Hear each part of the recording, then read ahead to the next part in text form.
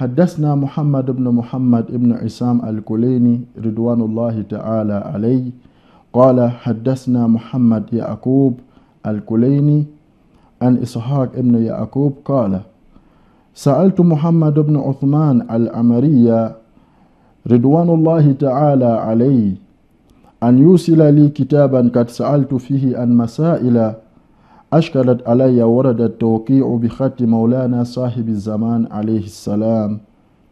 أما ما سألت عنه أرشدك الله وثبتك من أمر المنكرين لي من أهل بيتنا وبني عمنا فاعلم أنه ليس بين الله عز وجل وبين أحد قرابة، ومن أنكرني فليس مني، وسبيله سبيل ابن نوح عليه السلام. أما السبيل عمي جعفر وولده فسبيل إخوة يوسف. أما سبيل عمي جعفر وولده فسبيل إخوة يوسف عليه السلام. Honorables téléspectateurs, bienvenue à ce nouveau épisode de votre émission Al-Mahdawiya. A'udhu billahi minash shaitanir rajim. Bismillahir rahmanir rahim. Alhamdulillahi rabbil alamin. Wassalatu wassalam ala mab'usi rahmatan lil alamin. Habibi ilahil alamin Abil Qasim Mustafa Muhammad wa ala alihi tayyibin at-tahirin. Allahumma kulli waliyik al-Hujjat ibn al-Hasan صلواتك عليه وعلى آبائه في هذه الساعة وفي كل ساعة وليا وحافظا وقائدا وناصرا ودليلا وعينا حتى تسكنه أرضك طوعا وتمتعه فيها الطويلة. Nous commençons cette émission au nom d'Allah le tout miséricordieux, le très miséricordieux. Louange à Allah le Seigneur des mondes. Nous implorons Allah subhanahu wa ta'ala d'adresser les salutations de paix sur la miséricorde de l'humanité qui est le prophète Muhammad sallallahu alayhi wa sallam, ainsi que sur sa famille purifiée. Honorables téléspectateurs, chers frères et sœurs en islam, une fois de plus, bienvenue à ce nouveau épisode de votre émission Al-Mahdawiya, et je vous accueille avec la salutation de paix qui est Assalamu alaikum wa rahmatullahi wa barakatuh. Comme vous l'avez vous-même constaté, nous avons commencé cette émission avec un récit rapporté de l'un des compagnons d'Imam Zaman alayhi salam, qui est Ishaq ibn Ya'qub. Alors, qu'est-ce que ce récit nous relate? Avant d'entrer dans le vif du sujet, nous jugeons nécessaire de rappeler quelques points que nous avons évoqués au cours de notre précédente émission. Alors, nous avons parlé au cours de cette émission de certains hadiths, qui est le hadith As-Sakalayn. Nous avons parlé du hadith selon lequel le messager d'Allah sallallahu alayhi wa sallam aurait dit Man mata wa lam ya'rif imama zamanihi fakat mata mitatan jahiliya. Alors, nous n'allons plus beaucoup nous attarder sur ces hadiths puisque nous avons suffisamment apporté des explications quant à ces hadiths. Nous avons apporté la traduction de ces hadiths. Nous avons évoqué l'ambiguïté qui se trouvait autour de ces hadiths. Alors, fidèles téléspectateurs, nous allons passer au sujet du jour qui, avant cela, nous allons essayer de vous traduire ce hadith qui est un récit qui met en relief plusieurs points concernant la vie de notre imam, l'imam du temps, alayhi salam, sa vie lors de la petite occultation et la vie de ses compagnons. Alors, Mohammed ibn Ya'qub dit qu'un jour, il s'est rendu auprès de l'un des représentants de l'imam alayhi salam. Vous savez, comme vous le savez bien, au cours de la petite occultation, il y a eu des représentants de l'imam Zaman alayhi salam, des représentants particuliers choisis par imam Zaman alayhi salam personnellement. Mais c'est après la petite occultation et le début de la grande occultation que notre imam a dit qu'il n'y a plus de représentants particuliers, mais il sera représenté d'une façon générale par les savants, par les juristes, etc. Alors, ce compagnon Mohammed ibn Ya'qub dit, un jour je me suis rendu auprès de Mohammed ibn Ousmane al-Amari, qu'Allah l'agrée, et j'ai demandé à ce qu'il achemine ma lettre auprès de l'imam, une lettre dans laquelle j'avais évoqué des sujets, des questions qui me tracassaient. Alors, l'imam alayhi salam, en répondant à ces questions, il dit: Amma ma sa'alta anhu arshadak Allahu wa thabbatak. Par contre, et concernant des questions sur lesquelles tu m'as questionné, qu'Allah t'accorde la réforme, qu'Allah te soutienne. Voilà, c'est la prière d'Imam Zaman à Muhammad ibn Ya'qub. Min amril munkirina li. Concernant le sujet de ceux qui ignorent ou bien ceux qui n'acceptent pas mon existence ou bien mon occultation, min ahli betina wa bani ammina, ceux qui me rejettent parmi les gens de notre maison, parmi les gens de notre famille et les enfants de notre oncle Ja'far. Fa'lam, alors sache, Muhammad ibn Ya'qub, annahu laysa bayna Allahi azza wa jalla wa bayna ahadin qaraba. Il n'existe aucunement un lien de parenté entre des créatures et Allah subhanahu wa ta'ala. Waman ankarani falaysa minni, et quiconque me rejette, quiconque ne m'accepte pas, ne fait pas partie de moi. Wasabiluhu sabilu ibn Nuh alayhi salam, alors il aura choisi le chemin qu'avait choisi le fils de Nuh, le prophète Nuh alayhi salam. Comme vous le savez, son fils avait refusé de monter dans le bateau, alors il a péri avec ceux qui avaient désobéi à Allah subhanahu wa ta'ala. Amma sabilu ammi, et concernant la voie qu'a choisi mon oncle Ja'far, wa wuldihi, ainsi que ses enfants, fa sabilu ikhwati Yusuf, et alors sache qu'il a choisi le chemin des frères de Yusuf, du prophète Yusuf alayhi salam, qui avait choisi le chemin de la perdition, de la persécution. Ils ont ignoré Yusuf alayhi salam, mais finalement Allah subhanahu wa ta'ala avait élevé le prophète de Yusuf alayhi salam. Ammal fuqa fa shurbuhu haram, et concernant la bière, sache que sa consommation est haram. Wala ba'sa bishalmab wa amma amwalukum fala nakbiluha illa litutahhiru. Et il dit, concernant la bière, sa consommation est haram, mais il n'y a pas de problème à une boisson, et cette boisson est ce qu'on appelle le shalmab, c'est une boisson qui n'est pas enivrante, etc. Imam dit, il n'y a pas de problème à cela. Une façon de dire, à côté d'une chose haram, il y a une chose qui est halal. Et concernant vos biens, sachez que nous n'acceptons que ce qui a été acquis justement par une voie halal. Et il continue: Faman sha'a falyasil wa man sha'a falyaqta fama atani Allah khairum mimma atakum. Quiconque veut qu'il arrête de nous donner de ses biens. L'imam faisait allusion au khums que les fidèles sortaient et donnaient à la famille du prophète. Et quiconque veut qu'il arrête de nous donner cela, quiconque veut qu'il continue. Et sachez que ce que Allah subhanahu wa ta'ala me donne est meilleur que tout ce que vous me donnez. Wa amma zuhurul faraj fa innahu ila Allah ta'ala dhikruh wa kadhaba al-waqatun. Et sachez que l'apparition de l'imam, son heure a été et connu d'Allah subhanahu wa ta'ala, et certes a menti quiconque délimite, quiconque prédit un moment précis à cela. Telle est la parole de notre imam.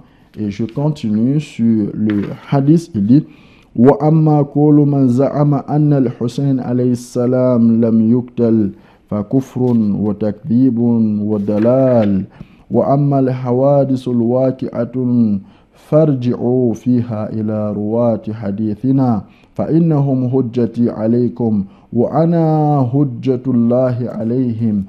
Et concernant des événements qui vont se produire concernant la religion, etc., alors référez-vous aux savants, à ceux qui relatent nos hadiths, des gens crédibles qui relatent nos hadiths et sachez que ils sont mes preuves sur vous et je suis la preuve d'Allah sur eux.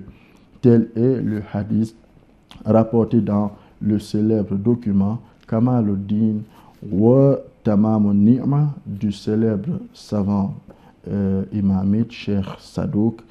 Alors, j'ai voulu partager ce hadith avec vous, honorables téléspectateurs, comme à l'accoutumée, avant d'entrer dans le vif du sujet. Bien évidemment, nous sommes déjà dans le vif du sujet, mais il y a bien d'autres ambiguïtés que nous allons traiter au cours de cette émission avec la permission d'Allah subhanahu wa ta'ala. C'est la raison pour laquelle le hadith choisi aujourd'hui porte sur l'occultation de notre imam.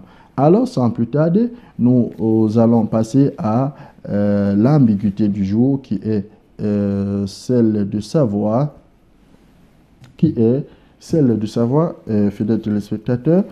Et avant d'évoquer cela, il est nécessaire que je vous rappelle que la fois dernière, nous avons évoqué certaines questions qui sont posées par certaines personnes qui ne sont pas tout à fait convaincues de la question du Mahdawiya, de l'imam du temps, alayhi salam. Parmi ces questions, il y avait celle de savoir comment est-ce qu'une personne peut être imam d'une communauté et en même temps être absent? Comment est-ce qu'une personne peut être imam d'une communauté et en même temps être absent dans cette communauté? Pourquoi? Parce que un imam est celui-là qui est appelé à conduire sa communauté, à être parmi ses sujets, à les diriger, à les éviter tout égarement, à être au-dessus d'eux, à trancher leurs problèmes. Alors nos frères nous posent des questions de savoir, nous posent plusieurs questions parmi lesquelles celle de savoir comment un imam peut être absent dans sa communauté alors qu'il est un imam. Pour répondre à cette question, nous allons énumérer certains points. Et avant cela, d'autres ont dit, un imam absent dans sa communauté, c'est un imam qui n'a pas d'importance. Premier point pour répondre à cette question, nous disons, ignorer l'importance de quelque chose ne veut pas forcément dire que la chose en question n'est pas importante. Ignorer la raison d'être d'une chose ne veut pas forcément dire que la chose n'a pas sa raison d'être. Nous pouvons ignorer quelque chose, nous pouvons ignorer l'importance, la nécessité de quelque chose, pourtant, cette chose a bel et bien une importance particulière, une nécessité, sa raison d'être que nous ignorons. Cela ne veut pas dire qu'elle n'en dispose pas. Alors, voilà, comme vous le savez tous, nous ignorons plusieurs raisons, plusieurs choses dont Allah subhanahu wa ta'ala a créé, plusieurs raisons à la création de plusieurs créatures d'Allah subhanahu wa ta'ala. Il y a plusieurs choses dont nous ignorons l'importance. Cela ne veut pas dire qu'Allah subhanahu wa ta'ala a créé ces choses-là en vain. Il y a bel et bien une raison à cela que nous ignorons. C'est la même chose avec notre imam, alayhi salam, qui essaie en occultation. Nous allons d'ailleurs expliquer tout à l'heure qu'est-ce qu'on appelle occultation. Cela veut-elle dire, est-ce que l'occultation, cela veut dire que l'imam n'existe carrément pas au sein de sa communauté?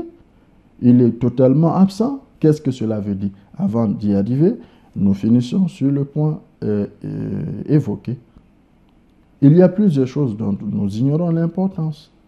Par exemple, notre imam, il est en occultation. Cela veut-il dire qu'il n'est pas parmi nous? Là, c'est absolument inacceptable. On ne peut pas l'accepter. On ne peut pas l'affirmer avec certitude qu'il n'est pas parmi nous. Donc voilà, pour répondre à ces questions, nous allons présenter quelques arguments rationnels d'abord. Après, nous allons présenter aussi quelques arguments relevant des sources islamiques, comme le Coran, comme la Sunna.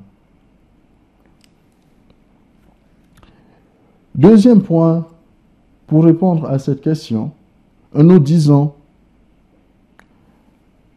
comme je l'ai déjà dit tantôt, l'absence de quelqu'un dans la communauté, nous appelons cela l'absence. Est-il vraiment absent? Nous ne le voyons pas, peut-être. Sommes-nous sûrs de ne pas le voir? Lui, est-ce qu'il ne nous voit pas? Ça, on ne peut pas le prouver. Jusqu'à preuve du contraire, lui, il nous voit. Et il y a aussi des hadiths selon lesquels nous voyons l'imam, car il y a d'autres hadiths qui relatent que lors de son apparition, il y aura certaines personnes qui diront « Je voyais telle personne, je le connais ». Mais donc, il l'avait vu, mais il ne savait pas qu'il s'agissait de l'imam du temps.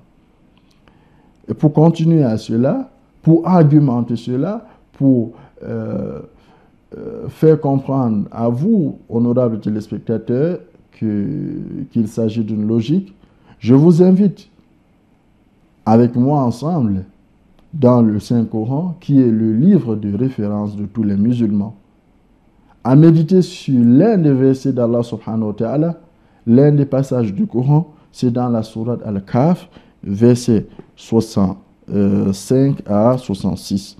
Et qu'est-ce qu'Allah subhanahu wa ta'ala dit dans ce verset?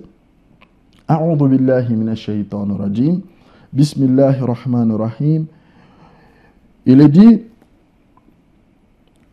فَوَجَدَ عَبْدًا مِنْ عِبَادِنَا آتَيْنَاهُ رَحْمَةً مِنْ عِنْدِنَا وَعَلَّمْنَاهُ مِنْ لَدُنَّا عِلْمًا. Ça, c'est la sourate Kahf, verset 65. Allah subhanahu wa ta'ala continue en disant قَالَ لَهُ مُوسَى هَلْ أَتَّبِعُكَ عَلَىٰ أَن تُعَلِّمَنِي مِمَّا عُلِّمْتَ رُشْدًا. Voilà le verset qui dit: il trouvait l'un de nos serviteurs à qui nous avions donné une grâce de notre part et à qui nous avions enseigné une science émanant de nous. Le deuxième verset dit قال له موسى, et Moussa dit هل أتبعك على أن تعلمني مما علمت رشدا. Moïse lui dit: puis-je te suivre à la condition que tu m'apprennes de ce qu'on t'a appris concernant une bonne direction? C'est un prophète qui va suivre quelqu'un d'autre qui n'est pas prophète. Et ce quelqu'un, il s'agit du Khidr alayhi salam. Comme nous le savons tous, Khidr alayhi salam est un serviteur, l'un des serviteurs pieux d'Allah subhanahu wa ta'ala, qui jusqu'à nos jours est vivant. Il est toujours vivant. Et au temps de Moussa alayhi salam, Allah subhanahu wa ta'ala a fait en sorte que Moussa rencontre Khidr alayhi salam. Khidr est aux yeux des populations invisibles, mais il voit des gens, et ceux qu'Allah subhanahu wa ta'ala a choisi le voient aussi en retour. Parfois on le voit, mais on ignore qui il est. On ne sait pas qui il est. C'est seulement quand Allah subhanahu wa ta'ala veut qu'une personne sache, qu'une personne connaisse la personnalité, l'identité de cette personne, comme Allah subhanahu wa ta'ala a voulu que le prophète Moussa alayhi salam sache, connaisse l'identité de Khidr alayhi salam, alors il a fait en sorte qu'il entre en connaissance, qu'il se croise. Ça veut dire Khidr alayhi salam est vivant, même de nos jours il est vivant, certains parmi nous le voient. Alors certaines personnes diront, ça sert à quoi de maintenir une personne en vie pendant plusieurs décennies, plusieurs siècles? Allah subhanahu wa ta'ala connaît sa raison. Honorables téléspectateurs, chers frères et sœurs en islam, nous voici arrivés au terme de notre émission d'aujourd'hui. Je vous donne rendez-vous prochainement pour la suite de notre programme. Restez scotchés et nous allons développer plus ce sujet prochainement, Inch'Allah. Qu'Allah subhanahu wa ta'ala vous garde, nous protège, Inch'Allah. Wassalamu alaikum wa rahmatullahi wa barakatuh. Allahumma salli ala Muhammadin wa ali Muhammad.